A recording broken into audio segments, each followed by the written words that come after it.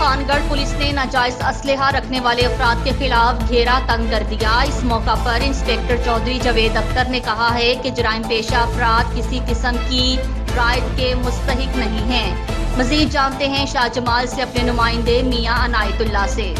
جی، تھانہ خان گڑھ پولیس نے ناجائز اسلحہ رکھنے والے افراد کے خلاف مزید گھیرا تنگ کر دیا ہے۔ ایس ایچ او تھانہ خان گڑھ انسپکٹر چودھری جاوید اختر کی نگرانی میں اے ایس آئی صفدر حسین نے دوران ایک دو مشکوک افراد کو گرفتار کر لیا، جن میں ملزم روشن والد خالد محمود کے قبضے سے ایک عدد پسٹل 9mm اور ایک پسٹل 30 بور، جبکہ محمد شاہد والد غلام شبیر سے ایک پسٹل 30 بور برآمد کر کے مقدمہ درج کرتے ہوئے حوالات میں بند کر دیا ہے۔ اس موقع پر ایس ایچ او تھانہ خان گڑھ انسپکٹر چودھری جاوید اختر کا کہنا تھا کہ ناجائز اسلحہ رکھنے والے افراد کسی قسم کی رعایت کے مستحق نہیں ہیں اور نہ ہی ان کے لیے کسی کی سفارش قبول کی جائے گی۔ میاں عنایت اللہ،